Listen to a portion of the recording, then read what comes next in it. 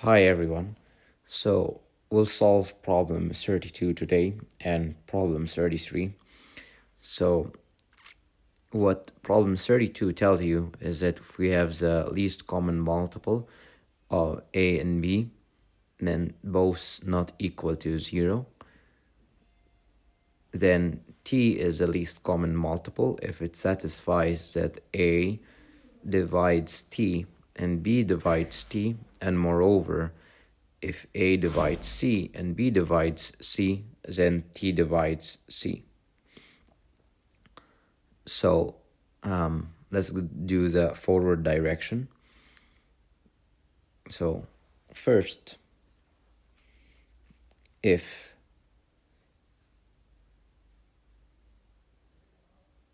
t is the least common multiple of a and b, then both a and b are factors.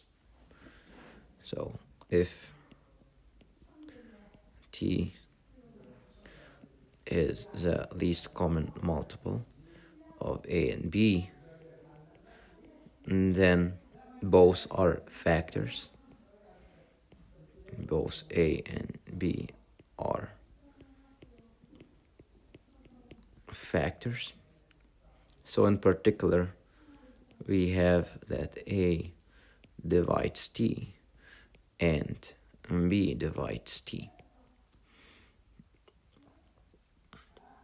And if a divides c and b divides c, then we can argue that t divides c by the division algorithm. Then by the division algorithm,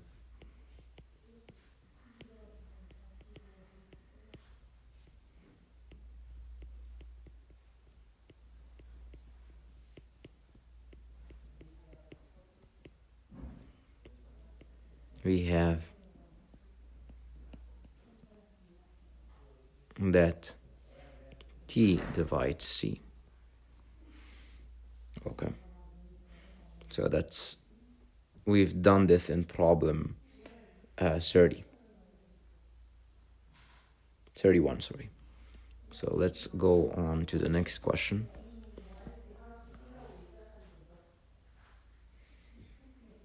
Assume, so if a divides c, and so first of all, assume we have that the following condition is satisfied. We want to show that that this t that satisfies these conditions, I and double I, is the least common multiple of a and b.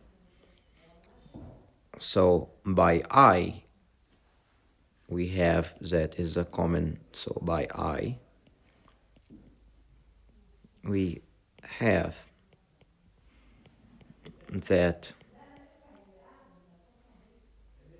t is a common multiple of a and b.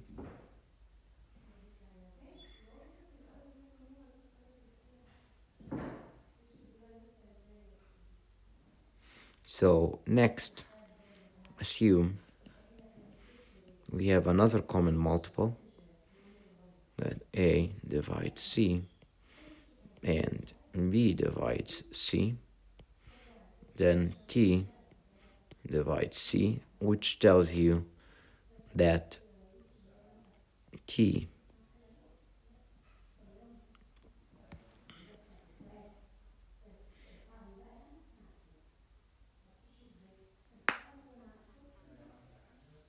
is less than or equal to c, than the absolute value of c.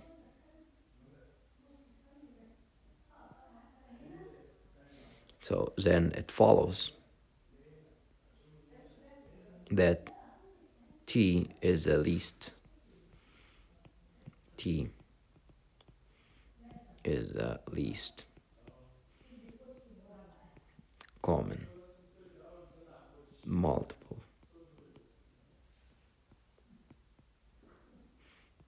of A and B.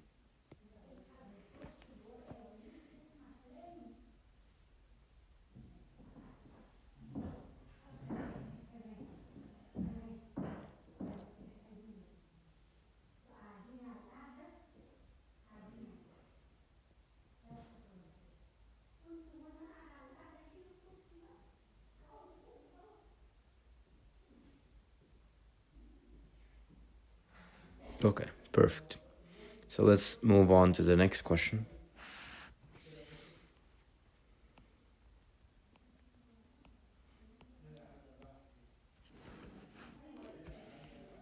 If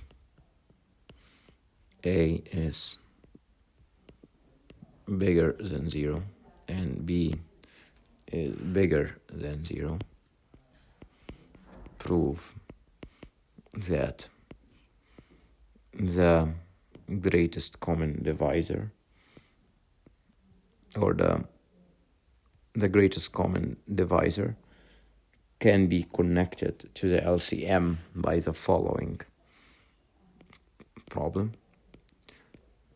This is a B divided by the GCD between A and B.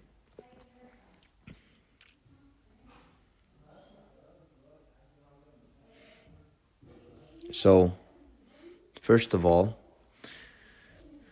how can we see this is actually the least common multiple is really connected to primes, and you can see this idea using prime factors, and I'll discuss this in detail in the next section. So let's right now discuss how we can prove it, and then I can talk about it a little bit. So first of all, you have the following. So A, B over the GCD of A and B. This can be written as A divided by the GCD between A and B multiplied by B. So that this tells you that A divided by the GCD of A and B, that would be a factor of A. So that's indeed divisible by that. So you can put things like that. So what this tells you, writing things like that this is a multiple of B, and also you could write it as AB divided by the GCD between A and B. You could write this as B multiply B over the GCD of A and B multiplied by A. So this tells you that this is a multiple of A. So in particular, we can see that this number, I'm going to call it T, which is AB divided by the GCD. This is a multiple of both integers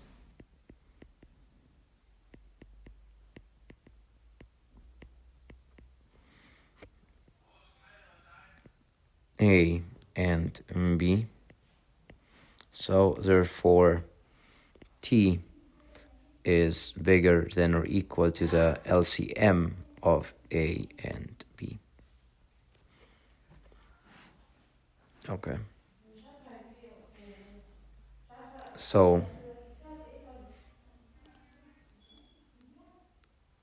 my idea is we want to write that the LCM of A and B is divisible by T.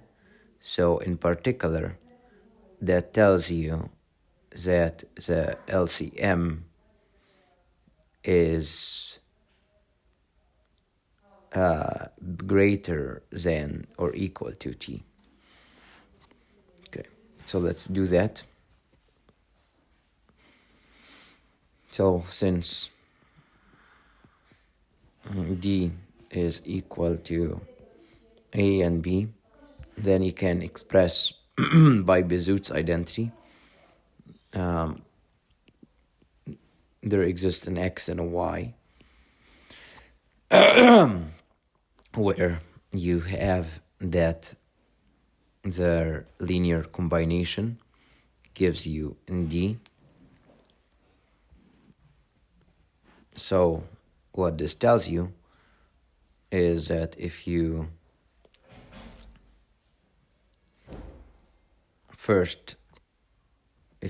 multiply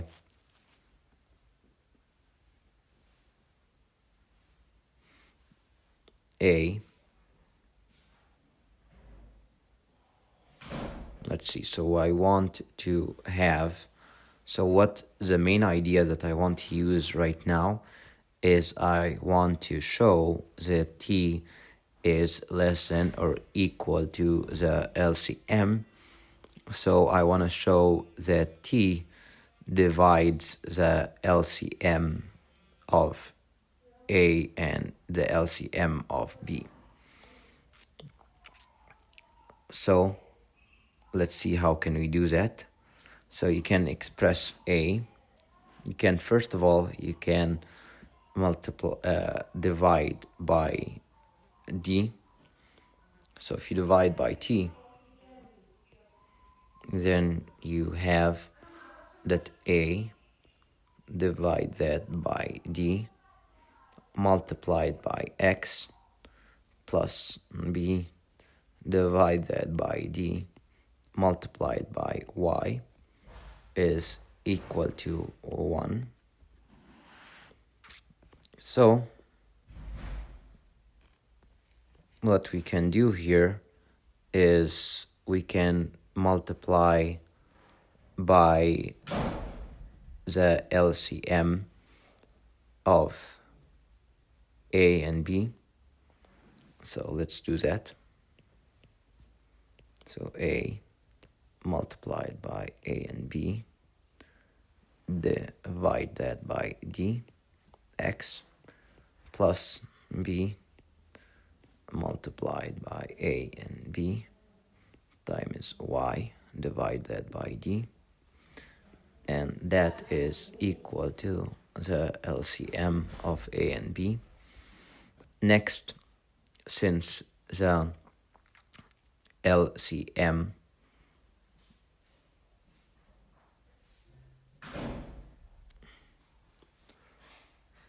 so what you have is you can, yes, so here the LCM is a multiple of B. So that means you can write it as a multiple of B as well as a multiple of A.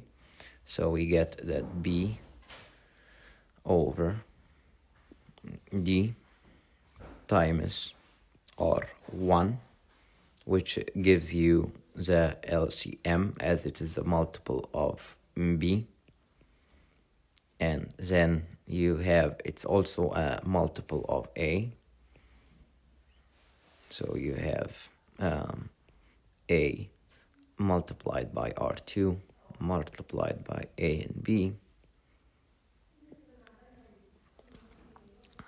over D times Y is equal to the LCM of A and B. Now you can factor an A and a B, where you have P plus Q is equal to the LCM let me not use that. So a over a multiplied by b divided by d. I'm gonna factor that. So then, indeed, you get that t, which is a and b, over d, which is equal to a b over a comma b, divides the LCM of a and b. So therefore, t is less than or equal to a and b. And we are done. So I just want to discuss something here, is that the LCM of two numbers is the least number that divides both a and b. So in particular, it would have to be, it would have to also have, it would have to make up the product of a and b, because that product is also a multiple of a and b. But we're removing the factor that is in common in between them. So then we get really the least one. So that's the main idea. And it's captured by the Bezout's identity, as you can see here in the proof. Yeah.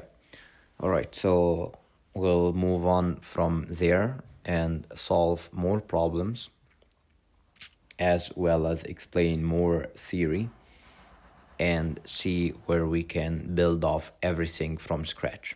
See you, everyone.